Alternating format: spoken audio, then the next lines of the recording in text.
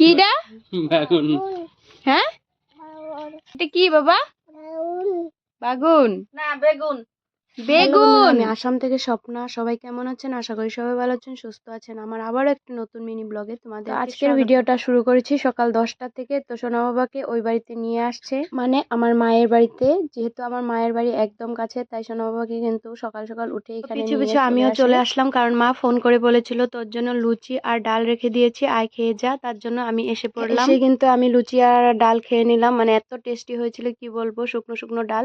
আর এদিকে মা বলছিল সোনা বাবা কিছু খায় নাই, তার জন্য সোনা বাবা তারপর কিন্তু ঘরে এসে সোনা বাবাকে স্নান করিয়ে খাইয়ে ঘুম পাড়িয়ে তারপর কিন্তু আমি এখানে রান্না করে মাছ ধরা হয়েছে, কারণ শাশুড়ি মা বলেছিল মাছ ধরতে, তাই আমাদেরকেও দিয়েছে। তো ওইটাই আর রান্না করব হলো পালই শাক। আমাদের এখানে পালই শাক বলে, কেউ কেউ ঢেকিয়া শাক বলে। তো শাক তুলে এনেছিল কালকে বর্মশাই, তো ওইটা এদিকে আমি আলুগুলো লম্বা লম্বা করে সাইজ করে কেটে নিলাম আর শাকগুলো কেটে নিলাম। তারপর আলু ধুয়ে কড়াইতে অল্প তেল দিয়ে নুন হলুদ দিয়ে কিন্তু আমি আলুগুলোকে অল্প, তারপর পেঁয়াজ দিয়ে পেঁয়াজগুলোকে অল্প মজানো হওয়ার পরে তারপর কিন্তু আমি মশলাটা দিয়ে দিলাম। মশলাতে ছিল পেঁয়াজ লঙ্কা আর জিরা, কিন্তু মশলাটা দিয়ে ভালো করে কষিয়ে ভেজে নিয়ে তারপর জল দিয়ে দিলাম। সত্যি বলছি তরকারিটা খেতে এত টেস্ট হয়েছিল। অন্যদিন কিন্তু আলু ভেজে রেখে দিয়ে তারপরে পেঁয়াজ সম্বাস দিয়ে তারপরে রান্না করি, কিন্তু আজকে একটু অন্যরকম ভাবে রান্না করলাম, খেয়ে কিন্তু টেস্ট লাস্টে ভিডিওটা করা হলো না ধনিয়া পাতা দিয়ে, তারপর নামিয়ে নিলাম। দেখো তরকারি কালারটা কি সুন্দর। শুধু রসুন সম্বাস দিয়ে শাকটাও বানিয়ে নিলাম। আজকে যাব ডাক্তার, এখানে সোনা বাবার আবারও জ্বর হয়েছে। এই তো আমার বেমার হয়ে উঠলো, আবারও সোনা বাবার ধরে ফেলেছে। মানে